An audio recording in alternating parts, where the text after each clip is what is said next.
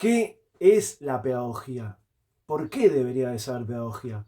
¿Podría la pedagogía ayudar a resolver los problemas del hombre y alcanzar ese tan ansiado paraíso terrenal? No lo sé, tú dime. Quédate porque vamos a hablar de eso hoy en Agarren los libros.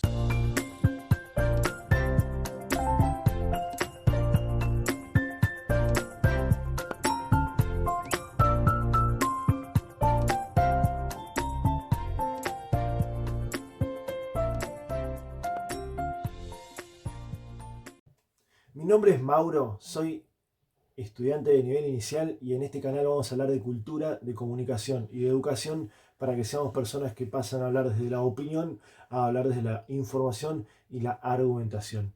Y el libro que les traigo hoy es el siguiente: La historia de la pedagogía de Wilfred Bohm.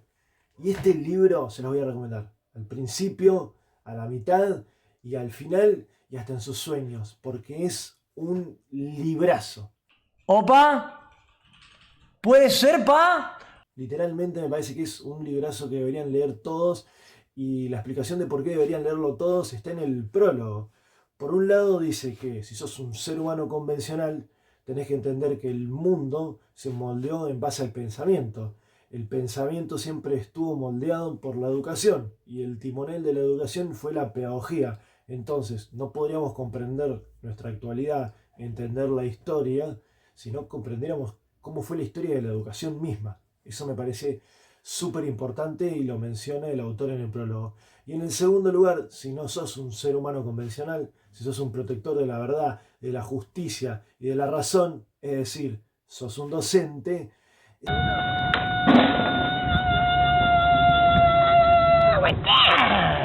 es importante que conozcas la historia de la pedagogía para que no caigas en recetas didácticas y métodos que no puedan llegar a tener ninguna repercusión real.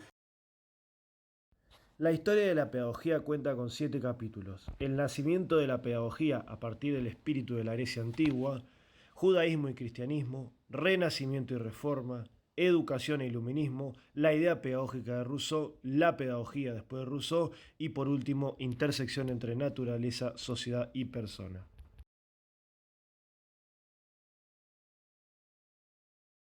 La educación está con nosotros desde el comienzo de la historia. Antes, lo que se buscaba era transmitir conocimientos que fueran funcionales a los adolescentes para que pudieran contribuir a la sociedad. Homero, eres tonto como una piedra y feo como una blasfemia. Si un extraño ofrece llevarte, te subes. Pero había una gran diferenciación entre los conocimientos que manejaban las élites y los conocimientos para el pueblo. Y había una relación asimétrica entre los ancianos y los jóvenes. En este punto, Grecia es totalmente revolucionario. Ya no solamente son los ancianos los que transmiten conocimiento, hay una conciencia pedagógica. ¿Coincidencia? ¡No lo creo!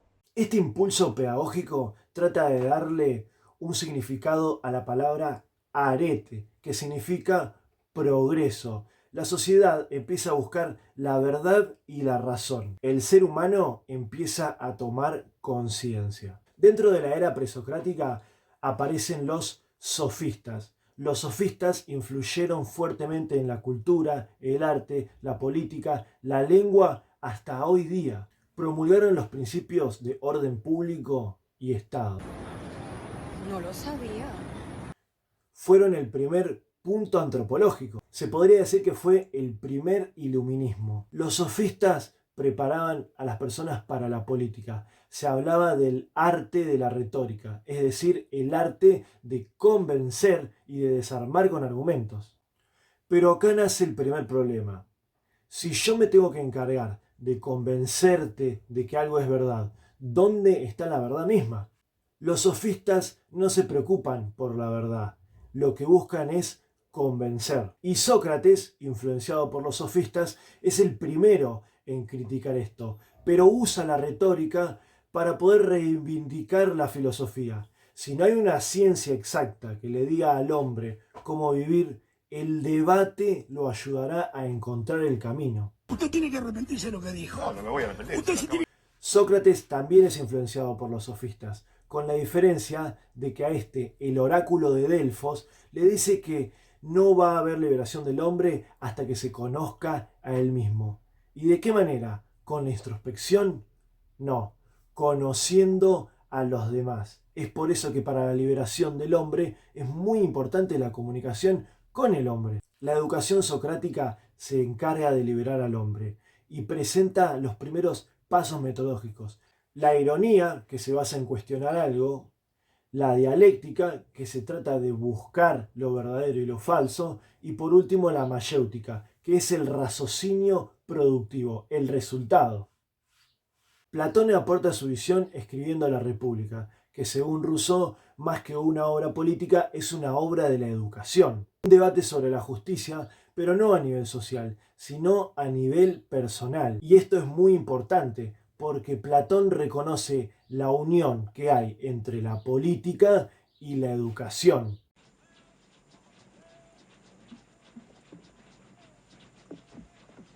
Dillon. Hijo de puta.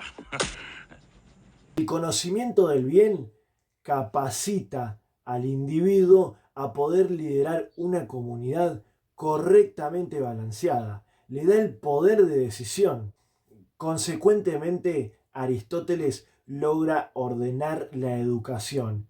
¿De qué manera? Reuniendo investigación científica, reflexión filosófica y actividad educacional. Por un lado creía en la correlación entre la educación y la actividad humana, es decir, la pedagogía y la práctica, y por otro lado la articulación entre physis, eidos y logos, que vendría a ser naturaleza, educación y doctrina. A la pregunta, ¿cómo se vuelve el hombre virtuoso? Aristóteles responde, por naturaleza, por adaptación y por razón. El aprendizaje es una adaptación creativa. El hombre debe autodeterminarse y realizarse. Pero todos estos avances en la educación se ven quebrados por la caída de la polis, que es lo que atraviesa a Zenón, que es el fundador o uno de los principios fundadores del estoicismo. Se deteriora la vida privada y la vida pública. Los problemas sociales y culturales que invaden al hombre viran hacia el individualismo. Me recuerda algo. Entonces los estoicos te preguntan, ¿cómo se vuelve el hombre virtuoso? Por naturaleza. Ya no se trata de cambiar las cosas. Hay que adaptarse a lo que el logos, la existencia completa, me indique. El hombre es bueno y la sociedad lo corrompe. La educación de los estoicos se basa en dominar los impulsos.